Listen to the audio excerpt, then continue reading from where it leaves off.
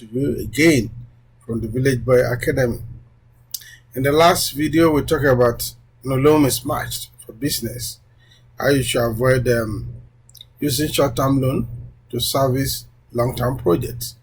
Today, we want to go to something that is a bit, at the personal level. We want to talk about how do you manage your line of credit and revolving overdraft. It's on Climb. It is called line of credit. In other, it is called overdraft. But I try to add the word revolving overdraft because there's a big difference between the two. I will try to explain that as we go along in this episode. Now, when you are offered or you apply for line of credit or revolving overdraft, as it were, one thing that should be most important to you is what kind of interest is being charged on this facility. Is it simple interest or compound interest? It is simple interest if maybe at the end of a period, at the end of a month, they just apply interest, the annual interest, usually prorated, for the number of days in the month, or as at that time, or the duration you have used the facility for that month, and it is applied to your interest, and it continues. So it's almost like it's almost the same rate, a month in, month out. But it is compound interest if your interest is applied on your daily balance, meaning that your balance yesterday will be added to interest of yesterday will be added to it and carry forward today, and the balance today, at the end of the day, interest for the day will be added and carry forward to tomorrow. So when it is compound interest, at the end of the day, at the end of the period, maybe when they formally charge your account, maybe at the end of the month or any day within close to the end of the month, you will discover that you will have a higher interest if it is a compound interest than if it is a simple interest. People don't know this. People don't actually bother, to investigate this because again, people apply for these facilities or they accept the offer for this facility because they are in need or they are kind of desperate. And for the line of credit, especially for new immigrants, I will advise you to be very, very careful. Understand this terrain better before you just jump on line of credit.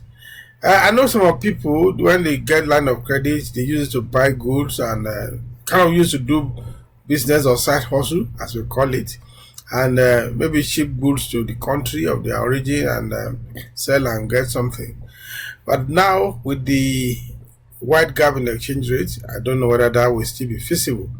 So if you are a salary earner and you offer line of credit and you use that money to pay bills or to do your shopping, remember the downside of that is like you are reducing your purchasing power, because the interest you are paying at the end of the month or at the end of the period is actually going to affect your normal budget.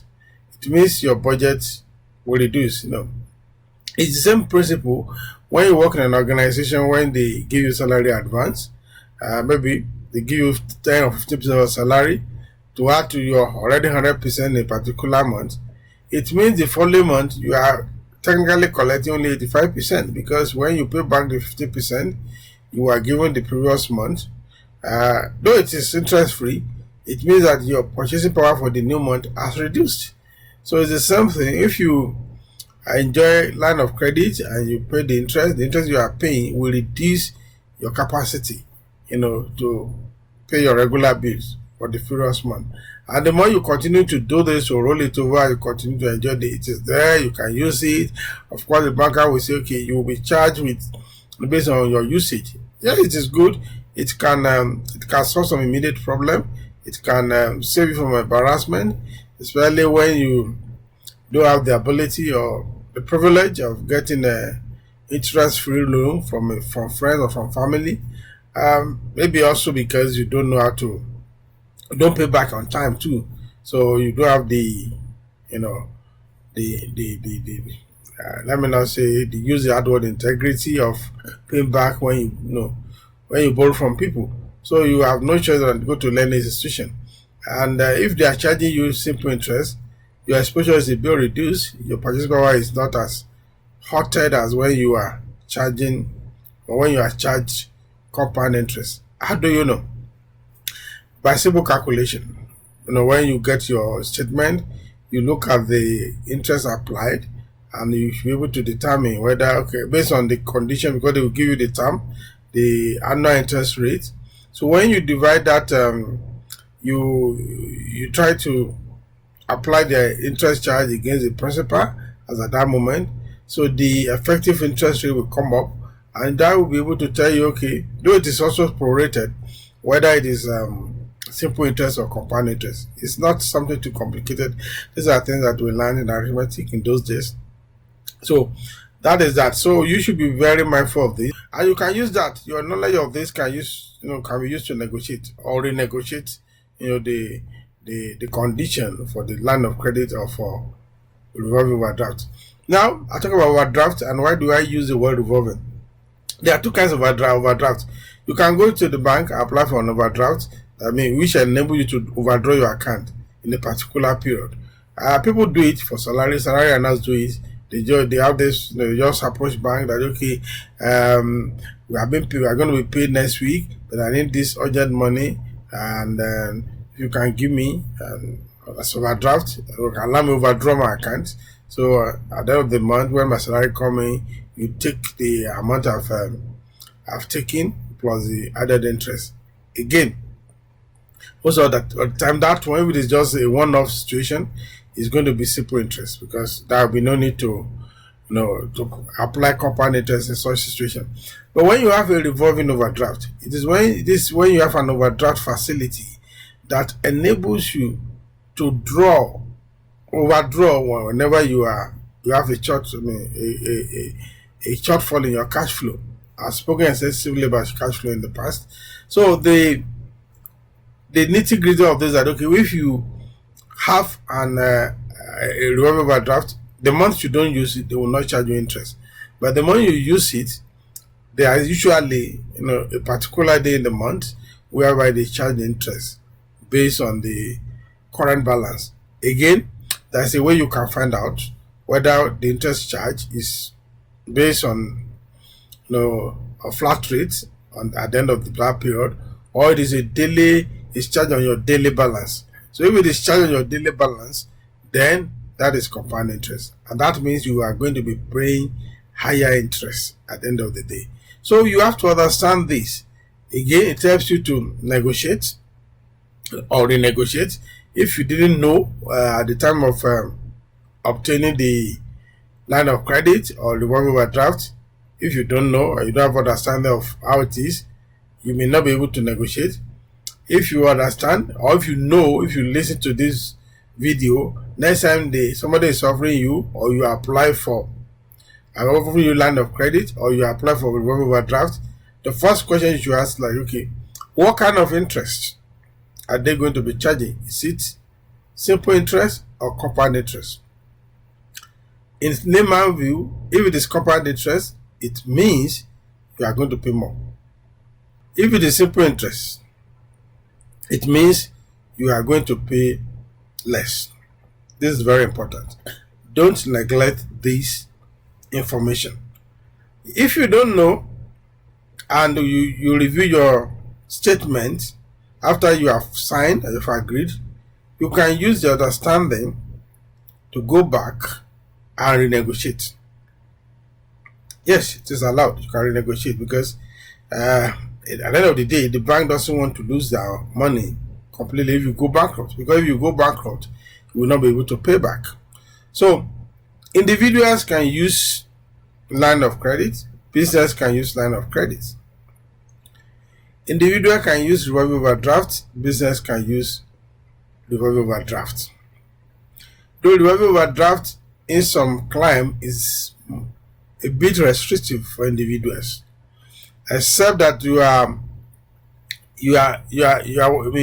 working in an organization that is to domicile with your bank, and they've been relating with that organization for a while, and your salary is paid through the same bank. So they know that you have been in that organization for a while and all that. They may take the risk of approving overdraft for you. But then as a salary, and actually, if you don't have any other means of generating other income, there is no need for you to ask for overdraft, because what do you need it for? So cash flow management is important. Understanding the interest charges is very important for you to manage your line of credit and to manage your revolving overdraft. So then when you talk about the other one, loan app, for me it is a no-go area. If you are a salary earner, it's a no-go area. If you are a business, because those one charge compound interest. They don't charge simple interest, they charge compound interest. And you have to understand it from the beginning. Yes, they can put pressure on you, but out of desperation on your part to say, okay, let me get this money. We can talk about how we'll pay later. And that is where when you take loan from them, within 2 or 3 months, you discover that you have paid double what you took, and they're still telling you that you are still owing, because they are charging that interest on daily basis. For those who, if it were possible, they will charge you on hourly basis. So you have to understand it. Then if you are going to use it for a business, ask for the interest they are going to charge. For instance, if they are granting you a facility that say they are charging 10% flat rate per month, that means they are charging you 120% per annum. It's that simple. And when you put it in compounding interest, depending on the number of months, you may end up paying close to 150, 180% interest on that same loan. The question to ask yourself is, okay, if this business I want to use it for, what is my profit margin? If this business don't pay within this period of time, what interest would I have paid to the loan app? If the interest you are paying to the loan app outweighs your profit margin, it is a no-go area. It is better not to take it. But again, I know that sometimes we take this in at a time of desperation. We are in need, and we approach people for loan. They are not willing to give us, not because they are bad, sometimes because they too don't have, or their cash flow does not support extra lending. So I will take this, but then it is better to pause and do that simple calculation and ask ourselves whether what we are into is going to be profitable at the end of the day. It's the same principle. If you are granted line of credit by your bank, they will tell you, okay, you are not charged for what you did not use. But again, if you use it, remember that line of credit is a short-term facility. It's not a long-term facility. So do everything possible that if you use a particular amount, make sure that by all means within a month or 2 months, pay off what you have used. If you allow it to linger on and you are charged compounding interest, you take like maybe $100 in 1 month, in 2 months, that $100 could have become $300. You only enjoy $100, but you are paying back $300. It could be that bad. So you have to understand that mechanism. You have to ask yourself. And if you don't know how to do this, how to calculate this, seek help. Seek help for those who do understand. Again, don't seek help from your lender, because I'm not saying they are not truthful. Their explanation at the end of the day, when you have challenges, you go back to them. Oh, they will tell you that the interest is system generated, they don't have control over it and all that, which may be true. Most of these things may not be with the purview of the people you talk to, or people at the counter. But then talk to financial professionals who are outside the lending control, the lender's control rather, and they'll be able to explain to you. Just as simply as I explained to you, it could make a huge difference between being charged a simple interest and the compound interest. With the compound interest, your burden will double, if not triple. With simple interest, it's still manageable. There's a way you can maneuver it that your exposure towards the time they are charging interest, you can minimize it. Then again, when you have the facility, it is advisable that you pay something back very constantly, very frequently. And don't fall to the trap of minimum payment. When you pay minimum payment, you are setting yourself up for compounded interest. And at the end of the day, that is why you hear people say, they've maxed their credit.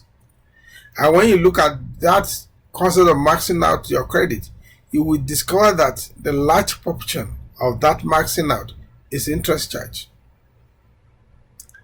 So pay attention to the kind of interest you are being charged. Pay attention to how you use these facilities, and pay attention on how you manage your repayments. It is very important. When you don't pay attention to all these elements, at the end of the day, what is supposed to be an advantage for bridging a gap, for resolving a small headache at the beginning, may end up giving you a migraine. Speaking comparatively.